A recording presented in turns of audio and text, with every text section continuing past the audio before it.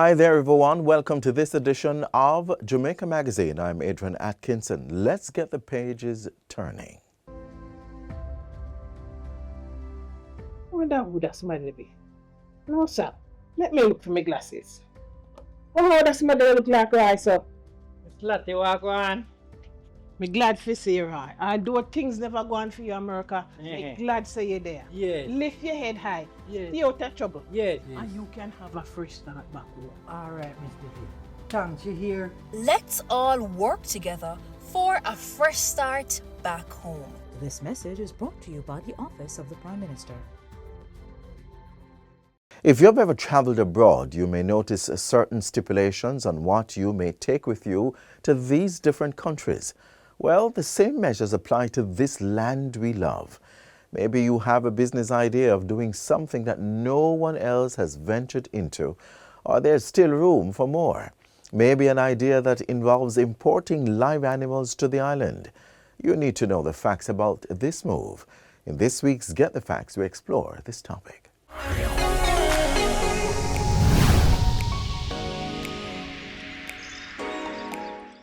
Welcome to Get the Facts, the show that gives you information on the latest topics. I'm Theodore Henry. Whether it's pets, livestock, or exotic species, bringing animals into the country involves strict guidelines to protect our people, our agriculture, and our environment. Today we're talking about importing live animals into Jamaica, what you need to know about the process, the requirements, and of course the guidelines. Joining us to break it all down is Dr. Simone Martin-Shaw, Senior Veterinary Officer at the Veterinary Services Division in the Ministry of Agriculture and Fisheries. Dr. Martin-Shaw, welcome. Thank you for having me. Let's jump right into getting some facts. Why is it necessary to have regulations and guidelines surrounding importing live animals in general? Well, it's important because one of the things that we need to consider is that humans and animals have a very intrinsic relationship. Okay. And we have to be very cognizant of the fact that there are diseases that affect animals that also affect humans as well. These diseases are known as zoonotic diseases. We also have to be cognizant of the fact that there are diseases that can cross species from one animal species to the next. Right. We also have to think about the fact that Jamaica is an island, so we don't share borders with anyone. So anyone that's bringing animals into the country, or if animals are getting into the country, someone is bringing it in, Right. either by plane or boat, or the animals are migrating, in the instance birds, into Jamaica. And sometimes these migratory birds may carry diseases as well that will negatively impact our industry. So we have to think about that as a background first, because at the end of the day, then why are we regulating? We're regulating because we have an animal population to protect, whether it's our domestic pets or domestic livestock. Right. Or wildlife. Any kind of animal. Any kind you of have animal. to be careful. So we have to protect what we have, because diseases that enter our borders, transboundary animal diseases, can have negative impacts on our animal population. It can totally wipe out probably native wildlife species that we have, and it can also wipe out potentially our domestic livestock, so it affects our food security, Right. our ability to feed ourselves, and it also can have negative impacts at a public health level for persons, people, contracting zoonotic diseases. So that's one of the primary reasons why we would definitely want to consider regulating the importation of live animals. No, you've spoken about diseases, zoonotic. Did I get that right? Yes. Zoonotic diseases. Also, we've often heard the term invasive species. They come in and they sort of take over a space in the ecosystem that they're not designed for. There are no normal or natural predators, and that's a problem. It can be a problem. We do have our native species that are here that are quite happy in the environment that they live. Right. Once you now introduce a species that's not native to here, and we're not too certain what that species will do when it gets into our environment, we have to be cognizant that it can possibly kill our local species here and overtake, as you said, the population. Got it, got it. So regulations and guidelines. Are there any distinctions between a horse, a monkey, a dog? Does it matter where it's coming from? Help us with that. Regulations are different for different animal species because different animal species, there are some diseases that are unique to particular species. As I said before, there are some diseases that can cross animal species. And then coming from different countries, each country has their own unique environment too. And some countries have diseases that we definitely do not have here. So we have to always think about what's happening in that environment, what's happening in that animal population before we can consider importing those animals into Jamaica. So we have to look from a scientific perspective, what's happening, what diseases are present there before we can consider importing the animals into Jamaica. And this one is coming up to me right now. Like, are there any diseases we're particularly concerned about in this season? Oh, definitely. I mean, I can say right now, we don't have anything to be concerned about in relation to highly pathogenic avian influenza. That's something that is definitely a very hot topic right now. Wait, Doc, that was long. Was that bird flu? That's bird flu. Got it. So that's something that we have to be concerned about. It's around us. It's within the region. It's Right. to the north of us. Most recently, it's to the south of us. It was detected recently in Brazil.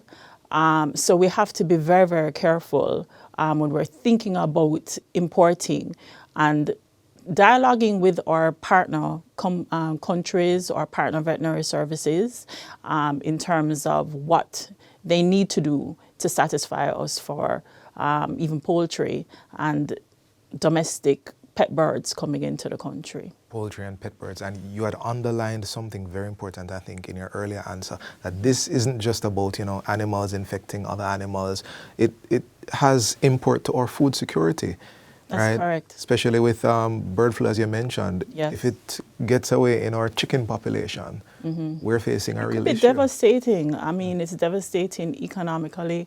We have to look at our local producers. They've invested heavily in the poultry business here. We should be proud of the fact that we can feed ourselves as a country. Right. And because of that, we have to really take care in terms of when we're facilitating import. Got it.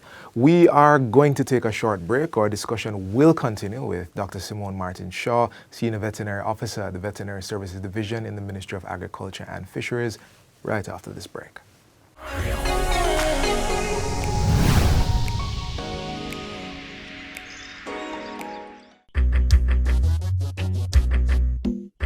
Nutritious food, succulent dishes, superior workmanship, and excellent service. Jamaica is on the go. Let's grow what we eat and eat what we grow. Let's harness the indomitable spirit of our most valued resource, our people. Let's support our local businesses. After all, buying Jamaican means building Jamaica. Original.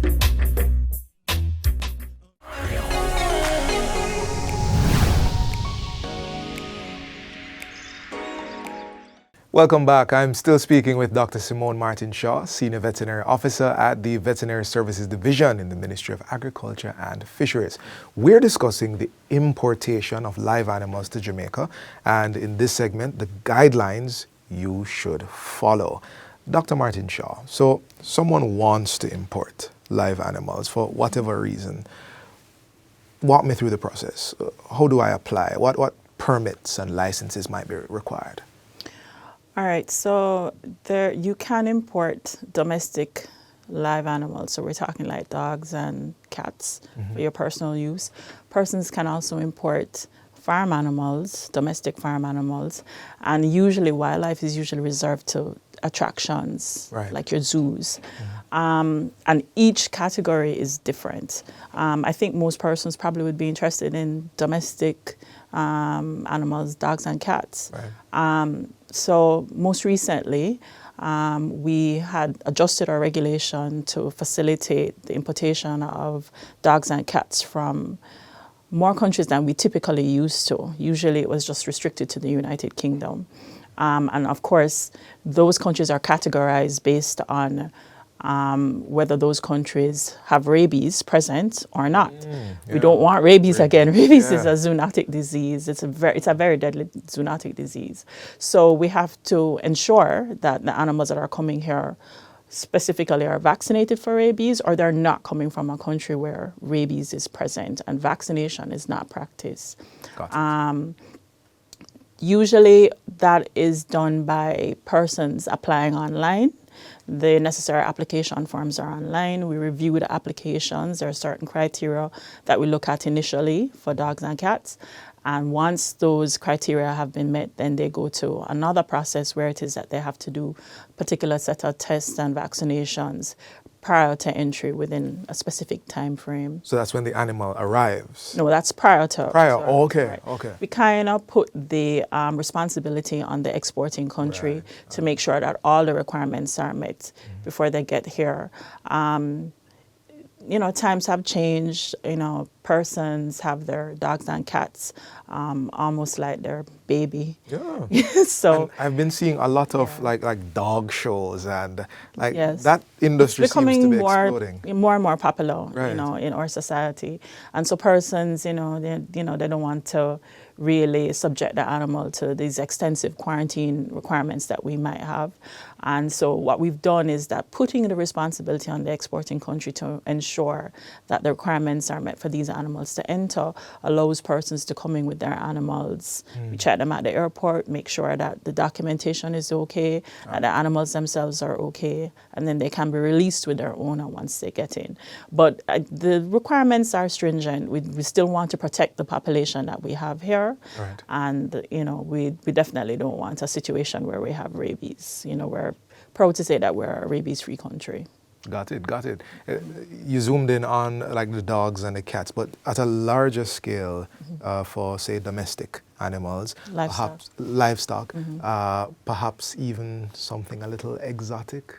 Are there permits and allowances for that?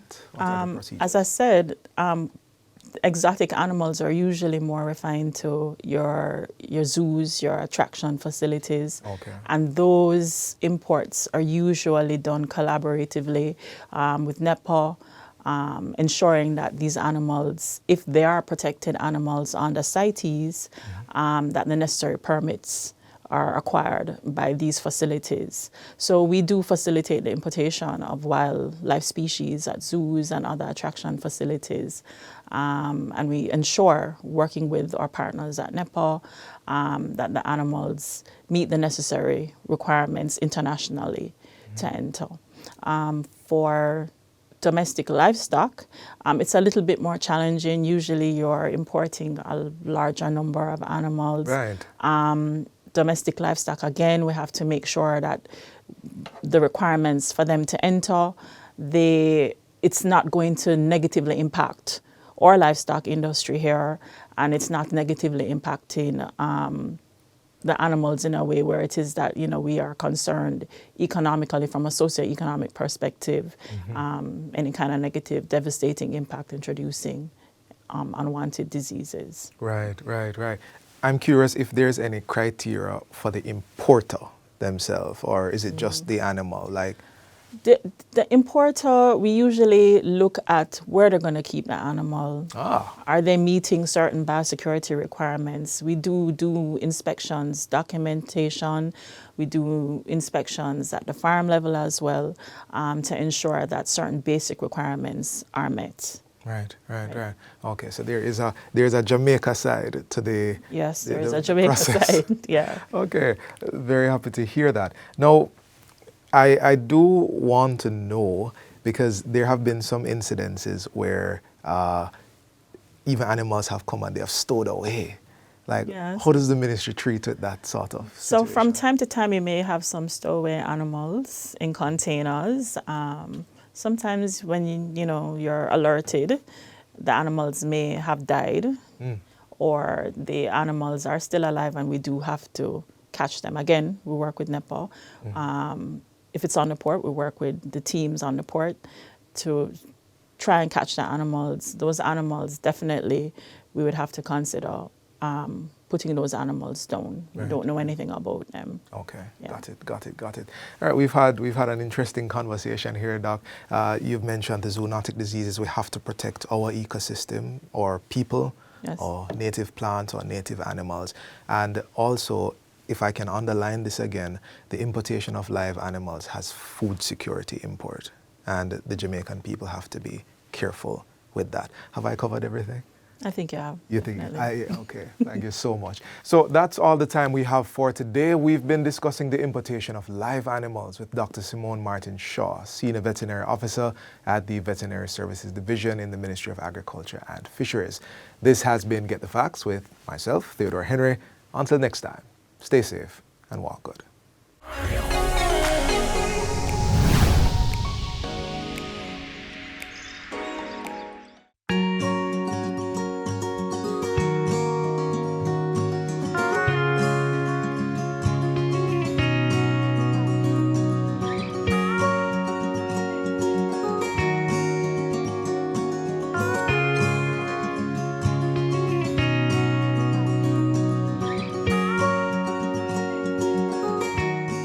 You may be aware of this Garvey quote.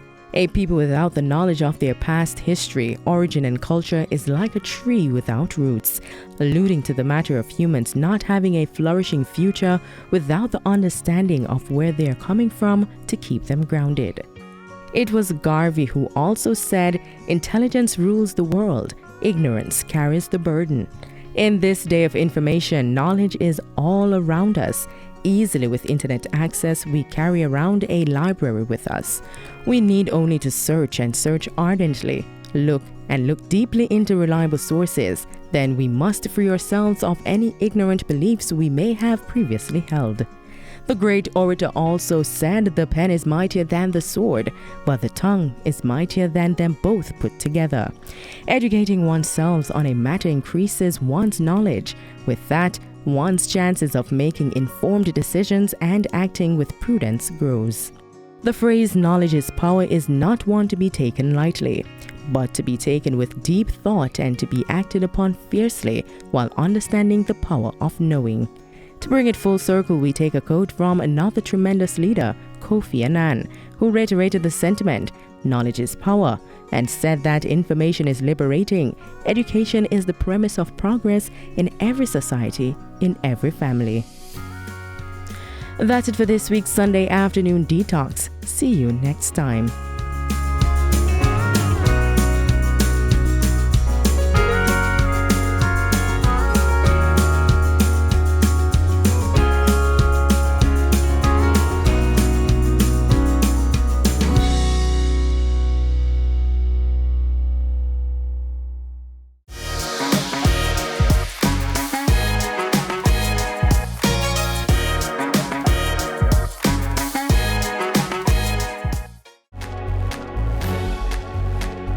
Know your numbers and control the keys to a healthier heart. Know the numbers for your blood pressure, cholesterol level, blood glucose level, and your weight and body mass index.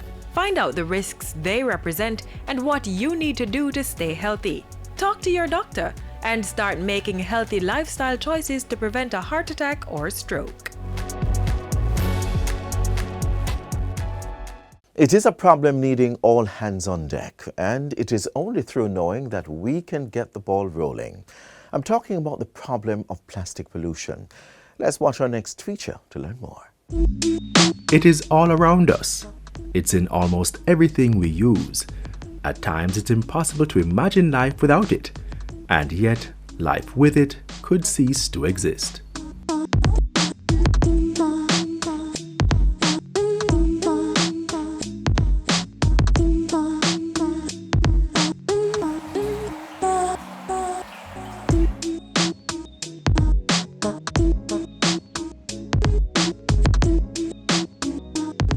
Plastic pollution is caused by the accumulation of plastic waste in the environment. It has extensive impact on the environment, marine life, and human health, contaminating waterways, harming wildlife through ingestion and entanglement, and disrupting ecosystems. But if this thing is so dangerous, why did we begin to use it in the first place? Even better, why don't we just get rid of it? As humans lived and consumed much of the planet's resources, thinkers began to look for a better way to provide for the needs and desires of people while keeping the environment intact. After all, nature can only produce so much wood, metal, stone, bone, tusk, and horn. The search was one for something that could replace and spare the Earth's natural resources. John Hyatt invented celluloid, the first artificial plastic, but it was flammable. Leo Baekeland invented bakelite, the one responsible for modern plastic. Bakelite was the first fully synthetic plastic, meaning it contained no molecules found in nature. Marketed as the material of 1,000 uses, bakelite could be molded into almost anything, providing endless possibilities. The creation of new materials also helped free people from the social and economic constraints imposed by scarcity of natural resources. When advertisements praised celluloid as the savior of elephants and tortoise, of course that's something humans could get behind. Plastics began to replace other materials such as wood, glass, and fabric in our daily items. Thus, the plastic revolution began. Fast forward to now, and plastic is in everything that we use. Our bottles, kitchen utensils, food packaging, cell phones, televisions, computers, furniture, clothing, makeup, you name it. And thus the problem of plastic pollution. Did you know that almost every piece of plastic that you have used still exists? This is so because plastics do not biodegrade. That is, they do not decay naturally and in a way that is not harmful. Plastics generally only break down into smaller pieces, and even that will take some time. It takes about 20 years for a plastic bag to break down. Plastic water bottles and cups take 450 years. Our toothbrushes and disposable diapers take 500 years to break down. It means the things we use for our comfort and dispose of today will not disintegrate in our lifetime, causing not just problems for ourselves, but also for tomorrow's people. So with nowhere to go, plastics stick around and contaminate soil and waterways, disrupting ecosystems and harming biodiversity. Marine life, for instance, mistakes plastic debris for food, leading to ingestion and blockages in their digestive systems. This can cause injury, starvation, and even death. In addition, chemicals leaching from plastics can also harm marine organisms. The harm to our environment and animals from plastic waste impacts humans who use and ingest what nature creates. Microplastics have been found in seafood, salt, and drinking water, raising concerns about the health threat to humans by way of consumption. It contributes to the spread of diseases by providing breeding grounds for bacteria and other pathogens in stagnant water trapped in discarded items. It can harm human activities such as fishing, tourism, and recreation, which rely on healthy marine and terrestrial ecosystems. Furthermore, the economic costs of plastic pollution, including cleanup efforts and damage to infrastructure, ultimately affect communities.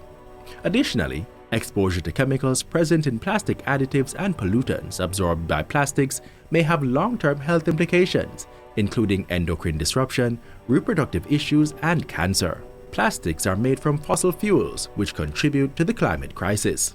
In 2019, plastics generated 1.8 billion metric tons of greenhouse gas emission, which is about 3.8% of the global total.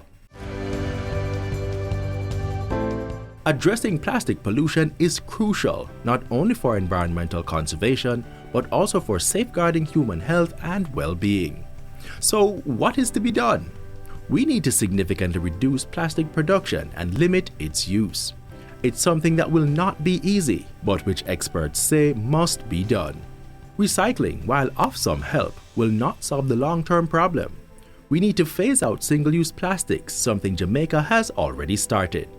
In addition to small bags and straws, the government and civil society-led agenda is focusing immediately on things like plastic lunchboxes and personal care products with microplastic beads in them. As a society, we all need to be involved in finding sustainable alternatives to plastics. Individually, we can spread awareness about the environmental movements and donate or join organizations confronting the issue. Without a clean and healthy environment, we cannot prosper and live healthy lives.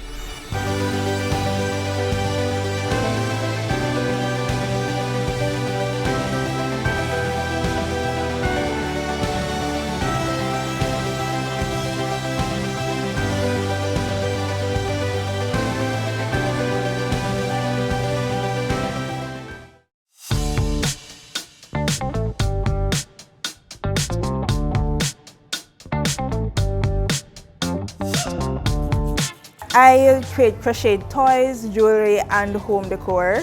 I do toys for all ages, from newborns to even adults. I do collector's items, which can be personalized or customized for retail and wholesale purposes. Moni's Voice started over 5 years ago.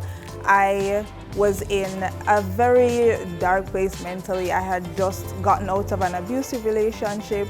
I was a new single mom, no job, nowhere to live. I was with family, and I needed something to get me out of that mental space. And so I decided to teach myself to crochet so I could make something for my daughter, something just to get me out of that depressive state. And I ended up making a baby hat, a beanie. I did a crochet beanie. It took me a couple days to get one that could actually be worn. And when it was finished, she wore it to daycare. And the aunties and the other moms there loved it. And when I told them the story behind it, they started sharing their domestic violence experience. And when I shared it online, other people started sharing their experience with me. People started asking me to make things. I was brand new to crocheting. I went on YouTube and taught myself to make basically everything you see here. Taught myself to read crochet patterns and even taught myself to design new patterns. From then, the business has grown all on its own basically, and I have been growing with it. Not only has my crochet skills been growing, but my domestic advocacy and the mission behind Moni's Voice has been growing to the point where we're looking to collaborate with different local partners and communities to help other survivors and victims. So the name behind Moni's Voice, my middle name, a part of my middle name is Moni. That is what my abuser used to call me. It was his pet name for me. And my daughter ended up getting, a part of her name is also Moni. So me naming the business Moni's Voice, it's my way of taking a negative and turning it into a positive. So that negative connotation that I had of the name Moni, it's me using it to encourage someone else to say, hey, this has been my story. This is how I'm using it to raise my voice, to help you to raise your voice so we can end the stigma.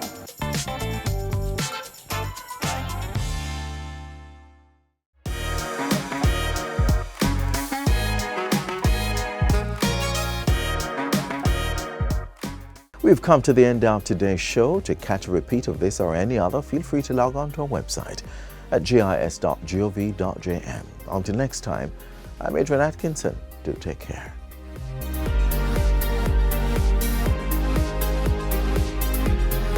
This has been a production of the Jamaica Information Service, the voice of Jamaica.